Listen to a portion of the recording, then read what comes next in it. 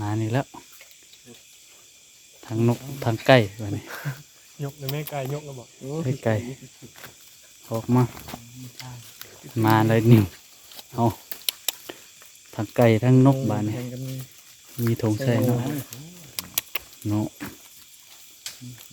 โอ้เริ่มมีสีสันเลยพี่น้องเอ้ย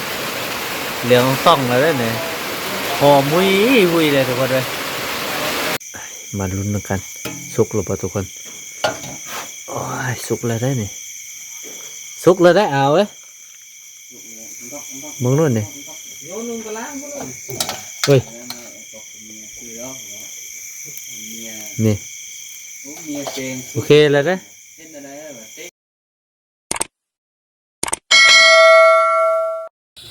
ทักทายสบายดีทุกคนนี่ออกมาการคือเก้าเหมือนเราออกมาการได้เหมือนนี้ได้ย่างรัด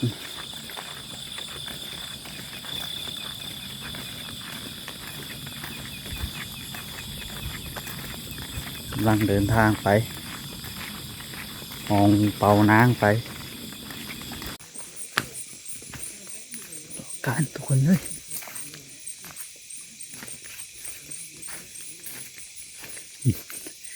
งานเราอยู่คนทุกคนเลย4 คนอยู่คนโอ้เห็นบ่โอเคเอาไปกับบาเล่นคนเลย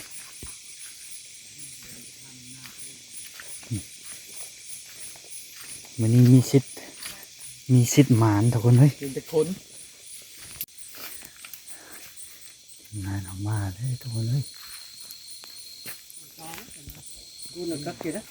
กูขับเลยกินตัวมันเล่นไปไรไปนานเพื่อเอามาจุ๊บไป7 ชิ้นเลยเนาะนี่นะคือเห็นกบติดตามทางตาครับเฮ้ยแกมเนาะอัน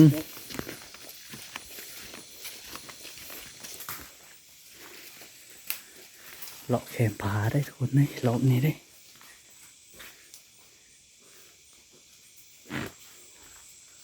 งานเนาะเลาะแขมผาทุกคนเลยอากาศเย็นเนาะทุกคนเนาะ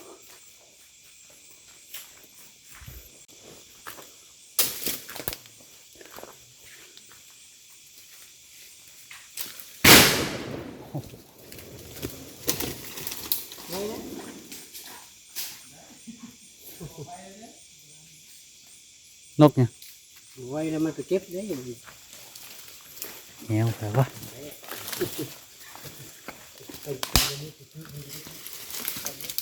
ถือแมวเลยสิเด้อแมวไปเป็นตะถือเห็นได้แมวนี่กันเนาะเป็นตะมานอยู่ได้เห็ดเป็นเนี่ยเอาไปลัน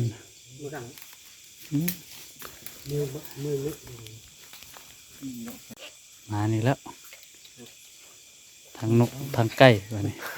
ยกเลยแม่ไก่ยกแล้วบอกไก่ออกมาเลยหนึ่งเอาทั้งไก่ทั้งนกบ้านนี้มีธงใส่เนาะเนาะขั้นน้อยเดี๋ยวนิ้วเบิ้ง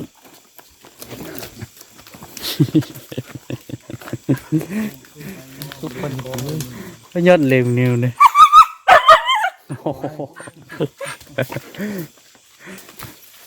สภาพเส้นทางนี่หอยหอมไปเบิกนิ้วนี่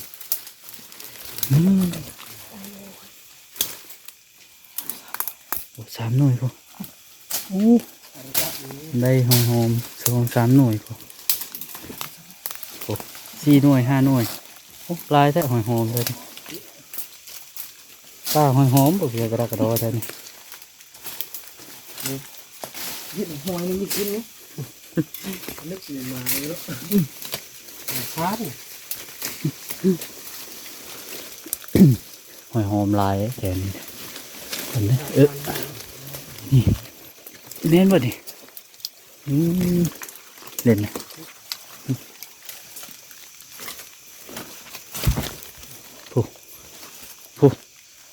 โอ้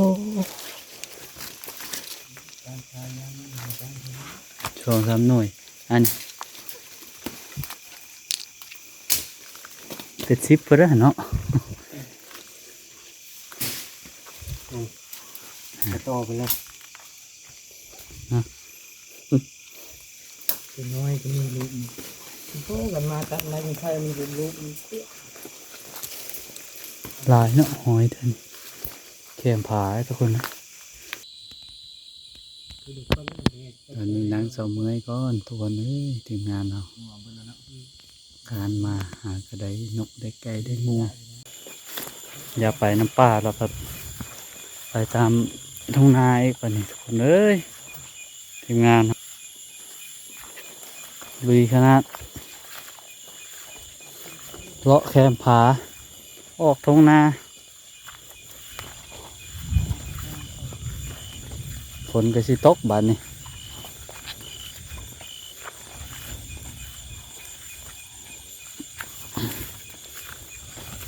พาเลื่อมพาดัง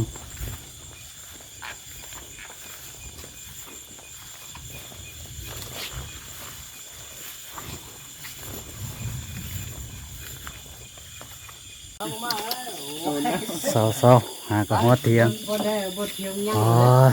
ยังจะเฮ็ดบัด หากระมาหอดเทียง ได้ครับ เศร้าเมยพักผ่อนก่อนมันนี้กว่าสิมาหอดเทียง ลา มีแหงเติบบาทนี่หอดเทียงหน้าแล้วได้อนี่ ตอนนี้โคน่าเลือดเยอะมันนี่มื้นพุ่นเนี่ย คักเทียงหน้านี่ ใช่ไหม โอ้ย ใช่มื้นไม่ใช่มั้ง พักผ่อนโอ้ยสาวนี่ฮักซะปี หนูก็จะกาลึกแล้วกระดาษสีนี้กระแทก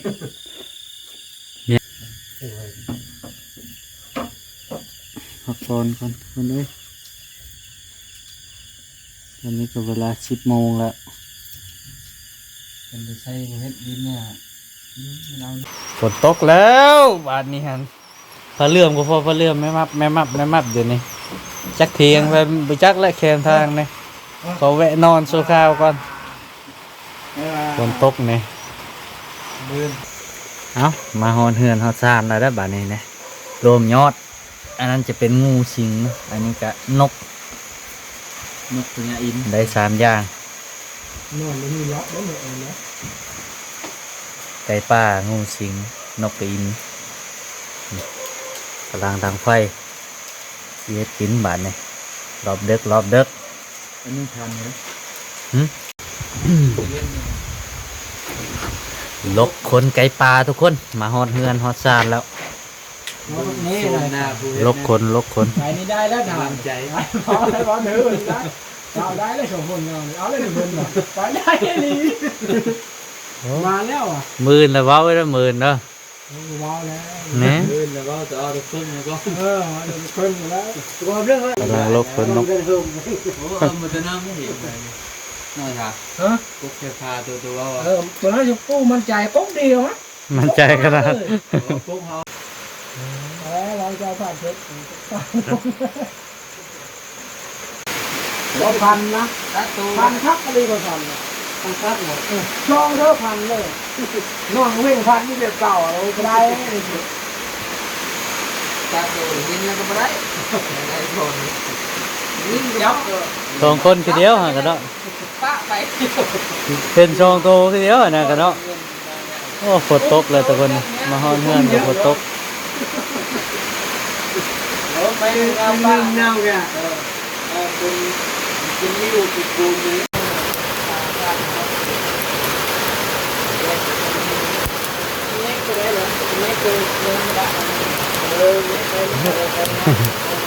ทางนกกับไก่นกกับไก่อยู่เดียวนะไก่ป่าเก็บแซ่บแล้วแหละมันนี่ฮะบาลาเพื่อที่เฮ็ดเมนูยังไปจักมันนี่ตีก่อนสะอาดก่อนบัดนี้ไก่ทั้งงูทั้งนกมันนี่ฮะ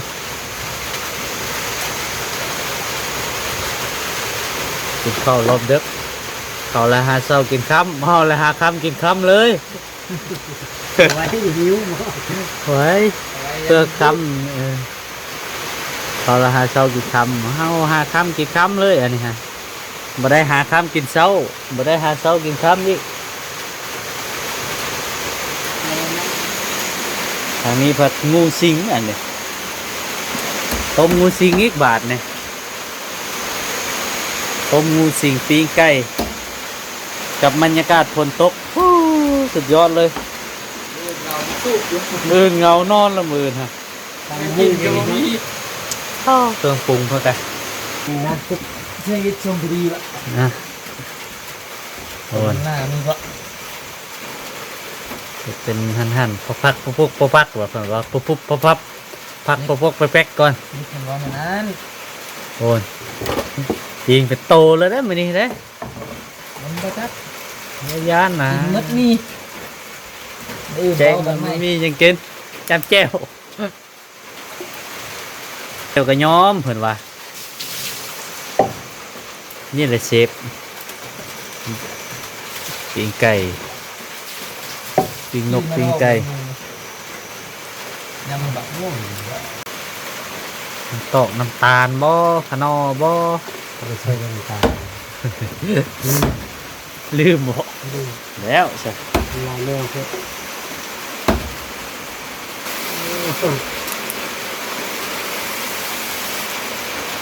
โอ้ยปิ้งไก่จะโตเลยมันนี่ใส่ปลาเอ้ยเตาลุกละโอ้มีระบบนี้ถามเอาพวกไว้คักๆแบบโอ้เริ่มมีสีสันเลยพี่น้องเอ้ยเหลืองต้องแล้วเนี่ยหอมมุยเลยทุกคนเลยปกๆแบบนี้เอาปลาหม้อก็ไว้นี่สูบกันหอมครับมาลุ้นกันสุกหรือเปล่าทุกคนโอ้ยสุกเลยได้นี่สุกเลยได้เอาเอ้ยมึงนู่นนี่เฮ้ยนี่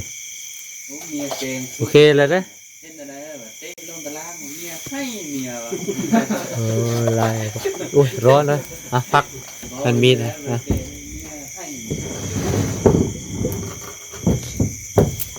อ้าว โอ้จะงานเปื้อนกันเลยนะต้องมาเลยเปื้อนอยู่นะเอาเปื้อนอ่ะ ล้างไหม อยู่เฮือนอยู่ชาน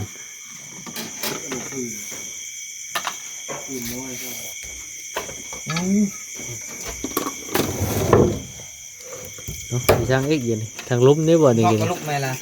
โอ้ชุกแล้วบ่นี่ชุกแล้วเนาะชุกข้างหนึงบ่ชุกข้างหนึงนี่ต้มงูตอย ยาเลยยาให้ยาเลย โอ้ยไก่เซฟเพิ่น ต่อเล่นคือเก้าของเราเนาะ โอ้ยยอด ดีนะจะเอาเงินให้2 ล้านที่นอนนำบ่ให้ อ๋อ ยันมีให้เรานอนเจ้ายันมีให้ เออ เอาให้นะ2 ล้านทำเป็นนอนคิดในบ่อยโอ้เสร็จแล้วอ่ะ คือห้องอยู่บริจาคเนาะ จานก็ได้ มาตูกรเนี่ยนะคือเงียบเดียว เนี่ย มาเฮิ่มอยู่ ต้ เด้ นเลื่อนๆมาเฮ้ยก้อนตัวเคี้ยว เสียไปนะ ทุกฝ่ายยังประบานได้นะตัวกอนแล้วผลึกเลยมันจะเป็นแก้วนะ เอาก็ซื้อคนละยังทางงานนั่นแหละส่งมาที่อนุญาตถ่ายอย่าถ่ายยูทูบลูกเป็ดเธอเว้ยติ๊กเธอก็มีว่ะลูกเข้าฟาดดิแก้ฟาดดิว่ะเลิกกันดิอ่าน เอามากินข้าวนี่ทุกคนเลยกินข้าวนะบัดนี้รอบดึกนี้นะ12 โมงเลย มันจะเติมเนื้อเติมอะไรมันเนาะ มาคำโอ้เลยนี่โอ้ยแก้วพี่น้องเอ้ยมื้อนี้ มันที่เห็นแจ้งไหนล่ะ แก่คุณยอดเลยคุณยอดเลยแก่วะ จำสินอดละ จำแล้วเนาะคำนึงเลย không nhớ gấp gấp là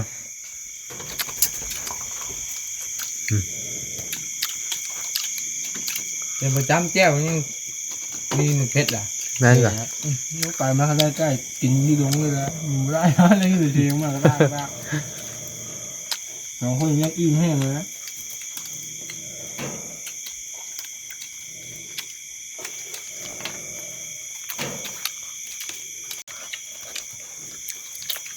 ยำอังคลังอาทิตย์ไงล่ะจารีเนี่ยนะปอ mẹ xếp có lực lực cả đen lên ฮิตได้แต่นั้นไหน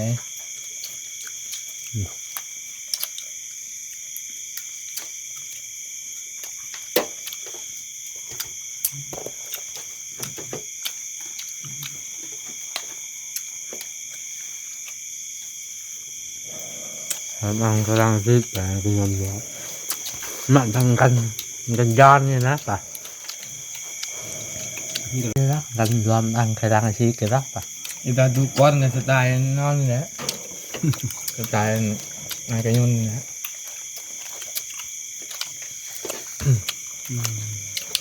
làm đó ได้เลยคือ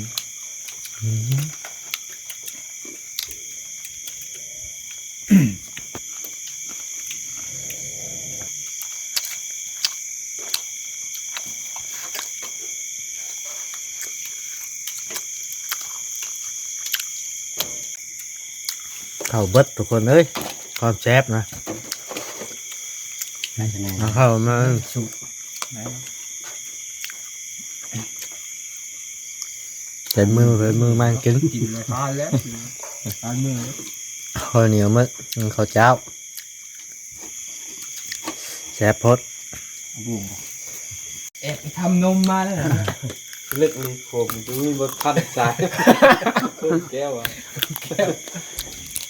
สายโคกเงื่อนทิ่มเลยบ่เมืองเบิ่ง chép chép với hết thì bớt rồi เขามัดโมนี่กับติ๊ก vâng rồi nhăn cái đó phần tôm con xì nghe thôi dùng mò thôi มีใบพวกการ phải cá to lên đó nè เดี๋ยวไปวันนี้จะเป็นออกก้อนหรือจะหอนเฮือนนะ จัด nên ไป ngu đó lọp nên đấy cho mẹ là kỳ ว่างมียาไปแล้ว จะโยบ kinh đi kinh phải nhà hồng khảo bên đây kinh cho mẹ là kỳ vậy này ngu ra cái lứa trên kinh ơi แอบเลย กินงามเลย ui ngu tụi con อันนี้กัน phải khơi kinh lên này lองซิมเบิ้งเมนูแซ่บ มันไม่ได้ก็เป็นมีแต่เพื่อวะเพื่อเก้าวะเอาซองด้วยวะ ๆนะข้าวอิ่มบาทนี่ งานเวลาขั้น ข้าวเป็นน้ำอิ่มเรียบร้อยแล้วสำหรับคลิปนี้ก็สิประมาณนี้เนาะทุกคนเนาะไว้พอๆกันในคลิปหน้า